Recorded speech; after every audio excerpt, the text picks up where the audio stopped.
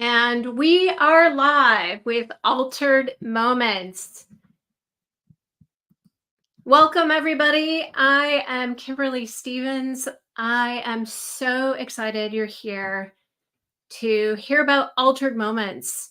If you don't know what an altered moment is, it is literally just a moment when God shows up and changes our lives, and we are never the same. And I wrote a book called Altered. And it's filled with altered moments that are very personal to me.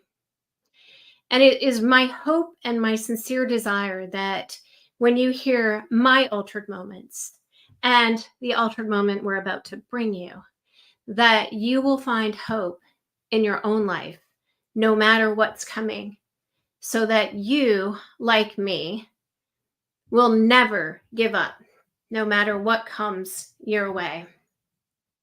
Well, I'm very excited to introduce our guest today, Kaleen Marshall. Welcome, Kaleen. Well, thank you. I'm ecstatic to be here. Ecstatic. And for anyone who's listening, you do not know the technological challenges that we two older blondes endure to be here today. We're just happy to be here. That's all I'm going to say about that. Welcome, everybody. Watching, they would be laughing. They would be laughing if my kids are watching. Bonnie, I'm very excited to see Bonnie here. And anyone else who is here watching live, welcome, welcome. If you are watching this on the live stream or on the actual replay, we welcome you as well. Well, let me tell you a little bit about this guest. You are in for a treat. Like our first guest, Kristen Satzer, Kaleen and I have been friends longer than I care to admit I've been alive. And Kaleen has been a dear friend. She has been my mentor on many different occasions, and she has been my friend through some very difficult circumstances and times. Kaleen has 2 grown sons, 2 daughter-in-laws, a wonderful husband, and the pride and joy, her baby granddaughter. Yeah. And I can't go on enough about Kaleen. One of the things I admire most about her is that she is a leader of women, and she is a leader of people, not just women. She has worked through enough of her own past pain, which I think she's going to share a little bit about today, to the point where she is able to step into the power that she has without the pain from the past. And I know that sounds like an oxymoron, but I admire you, Kaleen, for who you are and what you've worked through and who you've become as a leader and a mentor. I'm excited that you're here. Thank you. Zena, I see that you have joined, and Zena and Kaleen, I know I've tried to connect you two in the past. And Bonnie, yes, Bonnie says to you, Kaleen, she's glad you're here sharing your story. Thank you. So Kaleen has written an amazing book called Who Will Love Me?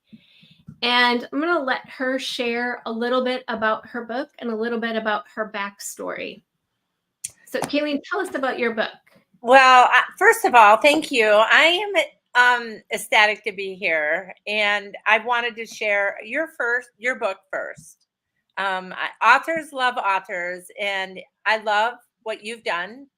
It's we all should be buying this book. I've handed it out to more people than Kim, but this is a book that people need to have on their shelf because it's raw, it's real, it's transformative, and please go to Amazon and buy Altered. I wanted to say that today. So my book is called Who Will Love Me? It's a story of about my sister and I, and a story that I didn't never wanted to tell the story. So I have a sister with Down syndrome, and in my family, I was always expected to take care of her, and I tried everything I could to not take care of her. I looked at homes. I talked to my parents endlessly, and I'm just gonna move on into the story. But my mom passed away when she was in 2012, and my dad passed away in 2005. 2005. I never thought that my mom and dad would be gone, and I would be taking on the care of my sister. So in 2012, I had to move to Arizona. Pretty much, I left my family, my husband here in Illinois. I moved to Arizona, took care of my mom in her last days of life. And my mom died, gosh, on February 10th at 11 o'clock. And that's truly my altered moment. But the book is about our story of transitioning Carrie after the death of my parents. So I researched and found out that there's over 11 million families in the country that Wow. have an adult with special needs, intellectually disabilities in their home that are over the age of 21 out of school. And if the parent would pass away or did not have a transition plan, that child will become homeless. So that's my heart. That's why I wrote the book. I talk about transitions in here. I talk about my life with Carrie from the time she was born and all the times that I tried to transition her into a home or move her here to Illinois from Arizona. And my mom and dad, they did a fabulous job with her. But the hard part is once they passed, Carrie blamed me for their passing. And what I talk to parents about is preparing their child before they pass so that emotionally they will be ready when the parents pass. So that's in essence what my book's about. So I know that you're offering to anyone who would like to pick up a copy of your book that they should send you an email at Kaleen M, Kaleen, for anyone who just has audio, KALEENM at me.com. Right. And send Kaleen an email, and she will send you an autographed copy of her book, and it will also be autographed by Carrie. Yes, we have. Carrie has signed every book and has a little note in there too. So, yeah. That's awesome. Yeah, thanks. That's awesome. So I know that your altered moment is February 10th at 11 a.m., correct? Yep. February 10th. That's one of my huge altered moments in my life. February 10th of 2012 is when the day that my mom passed away. So we're about 12 years out. Yeah. So I know you shared your mom passed away, and that's your moment. You were living in Arizona or staying in Arizona temporarily and taking care of your mom and working toward transitioning Carrie to your care. Yes. And your husband and kids were in Chicago. And Yep. how long had you been in Arizona at this point in time? Well, so I got a phone call. I'm going to back up a little bit. I got a phone call from my mom in 2011 in November saying that she was terminally ill. And I hadn't heard from my mom for 6 years because she was angry that we wouldn't move to Arizona to take care of Carrie. So, So your mom knew yeah, that my she mom knew needed she your was help. sick. Yep. And then in 2000, so Wally and I decided to go in 2012, in January of 2012. We got there and she told us she had stage 1 breast cancer. She had stage 4 breast cancer, and I don't have time to even share that on this show. But I found out over in a moment that she had stage 4 breast cancer and she had 30 days to live. And she had already surpassed that amount of time. So we didn't know what was going to happen. So that's when Wally and I decided, that was January of 2012, to come back to Illinois, make plans. I put my job on hold. I flew back on February 1st of 2012. And on February 8th, I took full guardianship of Carrie. And on February 10th, my mom passed away. So it went really rapid, really rapid. Wow. Yeah. So the altered moment was when my mom passed. We were around her bed, and after she passed, and my sister said her watch went off because she's very structured. She goes, "Oh, me go take a nap." And she left the hospice facility to go take a nap. Somebody took her back home. And I said, "Carrie, mom has just passed away." And she said, "No, she hasn't." She goes, "I'll be back after my nap," in her tone. And by that time I had gotten home. The funeral home had come to get my mom. And I got home and she said, "I'm going back to see mom." And I said, "Well, mom passed away." And it was really hard for her to understand that. And that's when the anger built for Carrie. And that's when I knew my life had changed and that I was going to be quitting my job and eventually bringing back Carrie to Arizona. And it changed so much. I did not know that all of Carrie's, all of her support systems, everything that she was involved in, doctors, everything in Arizona did not transfer to Illinois. So when I got here, I learned that I had to start all over with her. And that put me in a huge learning process. At the same time, I started my business, my coaching business, to help families. So it kind of went parallel, but Carrie was living in our home. And I have to tell you, I was angry.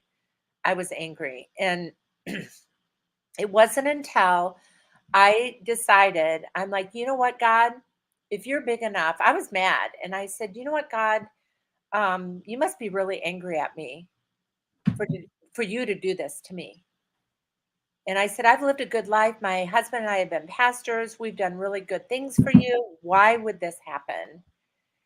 And little did I know it was to help the 11 million families. And I would do it all over again when I really understood that. So a few days later, after I got a perspective, now I was still angry. I was in Barrington, Illinois. I was walking down the street, and there was a woman walking past me with a child, a teenager with Down syndrome. And I just said, "Where do you take her to the doctor?" Because I was told only the doctors in Arizona could really help Carrie because she had a heart defect. She goes, "Oh, we have the Down syndrome clinic in Park Ridge, Illinois. It's right down. It's like an hour away. They specialize in Down syndrome." I go, "You've got to be kidding me. I have never heard of this." And I immediately thought, "You know what, God? Okay, I'm going to give you some credit here." And I went back home, called them, told them our story, and they got me in the next day for an appointment for Carrie. Amazing. Amazing. It's absolutely a miracle. And then one of the things with my mom was Carrie can only go to this one dentist. So I called my dentist and I said, "Hey," and I told him the story. He said, "Kaleen," he goes, "on Fridays in my office, I have adults with special needs every Friday here. I do their teeth." I go, "What?" Mm. He goes, "Yeah, I do. I'm Clearbrook. Our whole office does Clearbrook." He goes, "I specialize in this." He goes, "This is What no is problem." Clearbrook? Clearbrook is a facility for adults with special needs. Okay. Yeah. And he goes, "On Fridays, they come in and I take care of them." I go, "So Amazing. you're familiar with this?" And he goes, "Oh, I'd love her. I'd love to meet her." So there was no fear there for him. And he just knew how to handle her. And in my book, there's pictures of the dentist and the doctor. And then I went to my hairdresser because Carrie loved her hairdresser, is very, has OCD, concerned about her hair, doesn't like it cut a certain way, get it off my neck. So lots of transition, right? And I went to my hairdresser, and the hairdressers, the stylists, they said, Kaleen, what we want to do is bring her in. We're going to love on her. We're going to learn how to work with her. And we want to give you respite so you don't even have to stay for her appointment. Oh, So I had respite when I would take her in, and they would do her nails and her hair. oh. It was just a gift for me, right? Mm-hmm. And then the cardiologist, which is the biggest concern. Carrie has 3 holes in her heart. She has Eisenmenger syndrome. And the Down Syndrome Center referred me to her. Well, she's a gal that is a specialist in Eisenmenger syndrome. She fell in love with Carrie along with Wow. some other cardiologists, took Carrie under their wing, right? Now, this is the beauty of it. We're 12 years later. That cardiologist retired last year. And I can remember going into the appointment because Carrie goes twice a year to this cardiologist. And I go, I don't want to have to start over again. And she goes, oh, no, no, no. She goes, I'm keeping a handful of clients, and Carrie's going to be one of them. So Oh, that's I'm going to cool. work out of the Down Syndrome Center, and we'll just do back-to-back appointments. When she's there for a full physical, we'll do her cardiologist. Now, this is the beauty of it. Another miracle. I have her home phone number. Wow. I can call her at any time. Carrie was in the hospital for a while this past year, and I called her, and she was right on it with the doctors in the hospital because she needs special treatment. So those are just a few altered moments, like, how God has taken this big altered moment and and a lot of affirmation. Now, does it mean it's not hard? Well, of course it's hard, but it's in the pain that we grow. It's in the pain, and he's not going to give us anything we can't handle.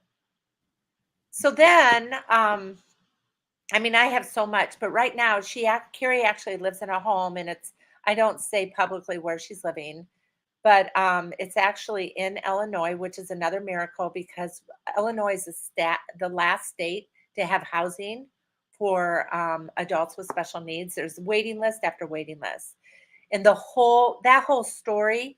But she was placed in a home in 3 months after meeting a mom that told me about this beautiful home, which is only 15 minutes from our house. So I could go on and on about God's provision for us, and how God has used this in our lives. It's changed my life. It's changed how I view things.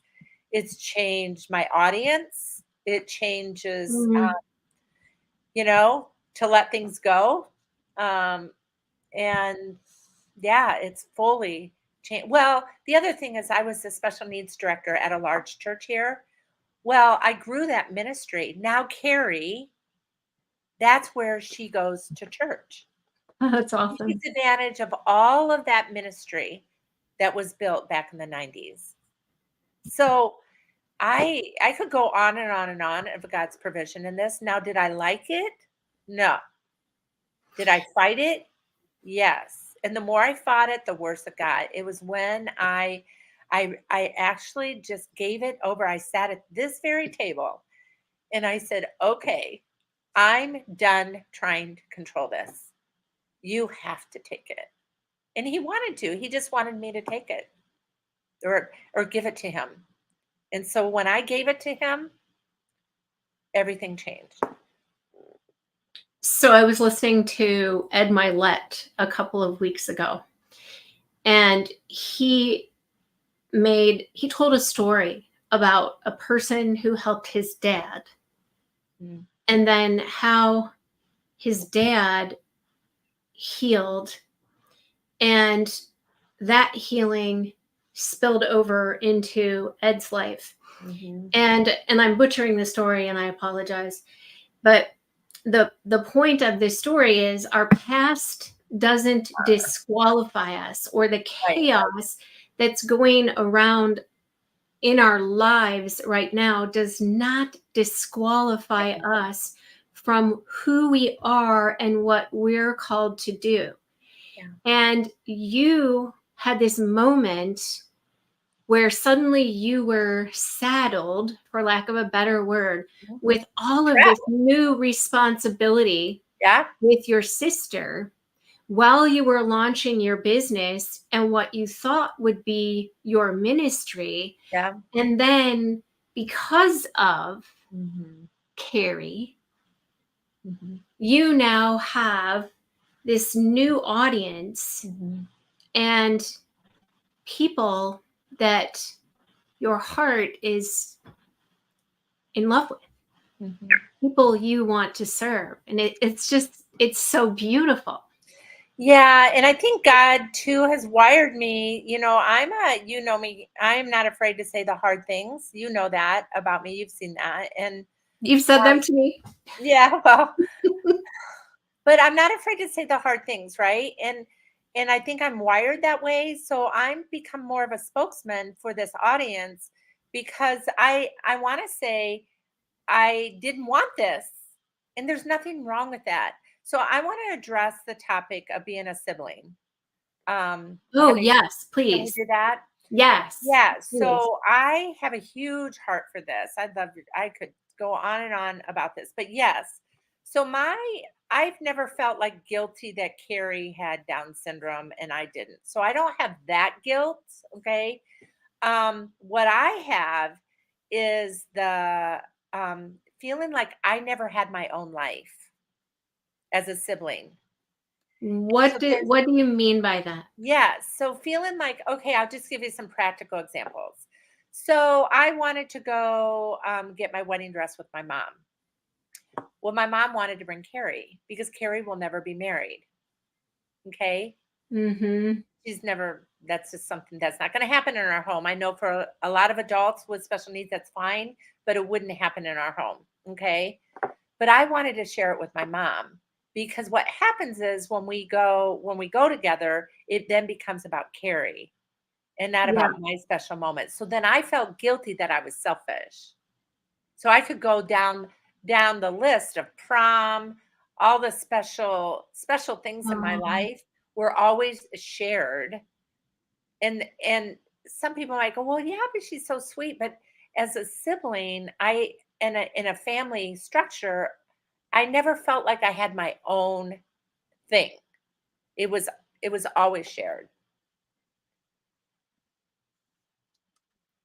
Yeah. Yeah.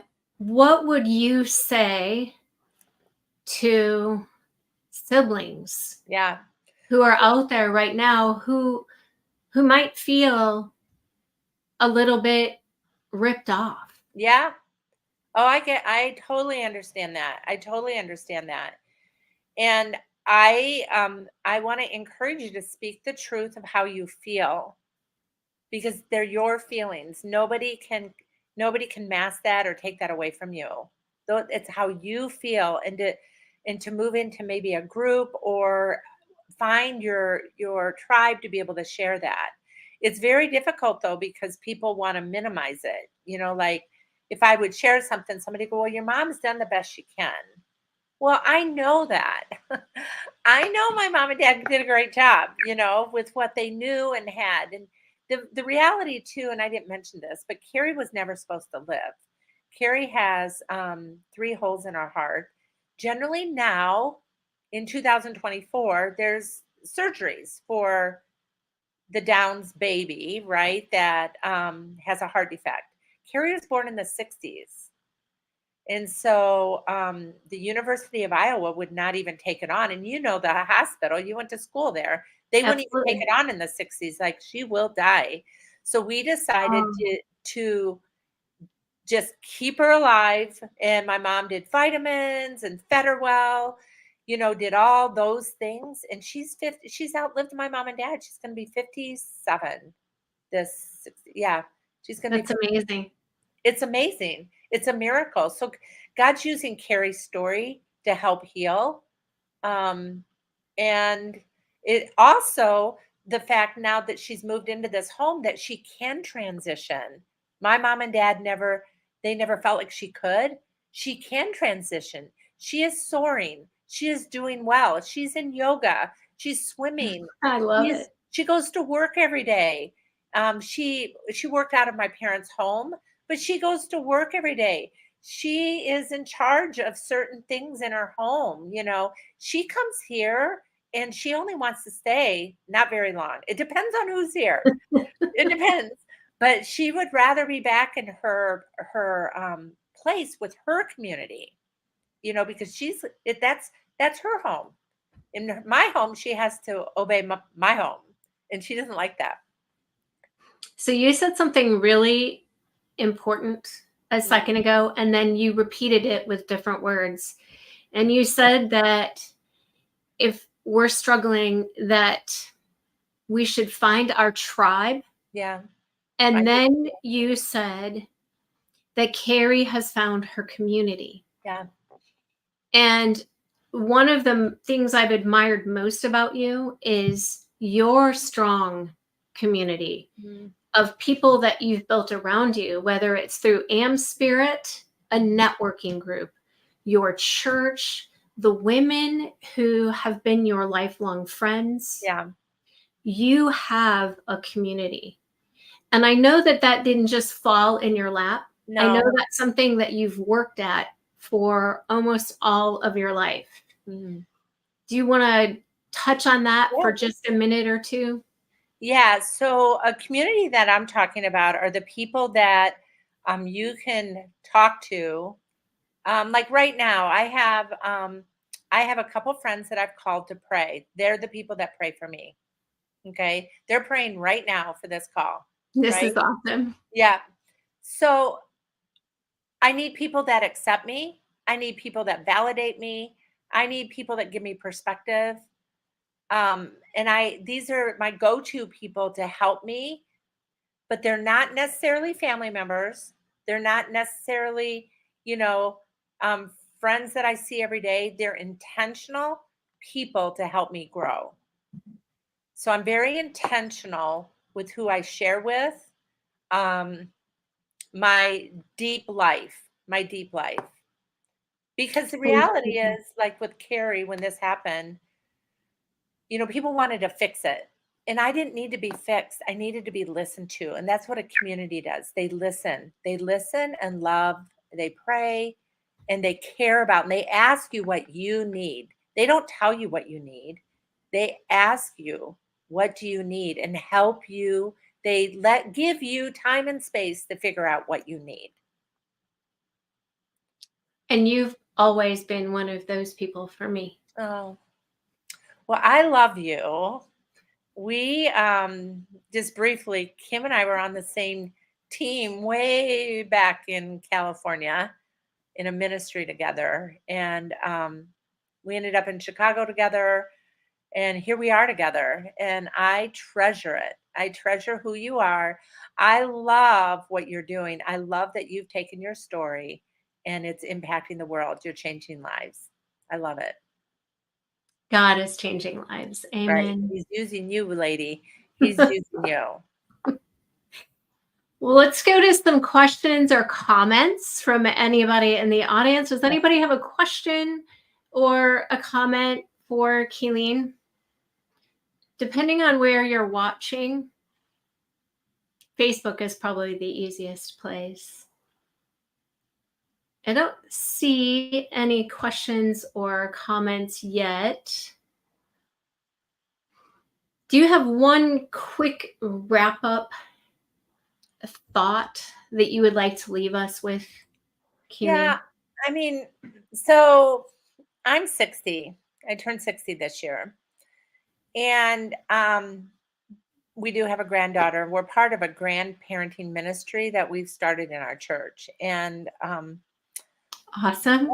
One of the speakers at a conference we recently went to, they talked about where you're at in your life. From 20 to 40, you're learning. From 40 to 60, you're leveraging. And then from 60 on, you're leaving a legacy. So we're all responsible in those age groups of how we manage our space, right? So for me, I don't know who's watching it, but I want to give back. I want to help people, give them hope. And I read your book is filled with hope, and you define hope and what hope is. So we we live in hope. We want hope, but we have to lean into. We need hope. Yeah, we need hope, but we have to lean into the one and only that can give hope. And through for me, that's Jesus. That's And where for he me too. has kept me centered. And yeah, so if I could give any encouragement, it's about looking at your faith walk and where you're at with your faith, and where you're at and where you want to go with that, and find your tribe. I'd love to be a part of helping with that. If you want some help, you can always email me. But yeah, and never give up. Never, ever, ever, ever give up. Ever. Amen and amen. And that is the subtitle of my book, Finding Hope Through Grit and Gratitude to Never Give Up. Yeah. If you want some more time with Kaleen, again, her email is Kaleen M, KALEENM @me.com. And we are right at our 30-minute mark. I'm so proud of us for sticking to our time. Our next Altered Moments is going to be a week from today at 1 p.m. Stay tuned for an invitation in your Facebook and your YouTube. If you did watch on YouTube, please like and subscribe. And if you heard anything that touched your heart today, please share this out to your friends and family. Mm-hmm.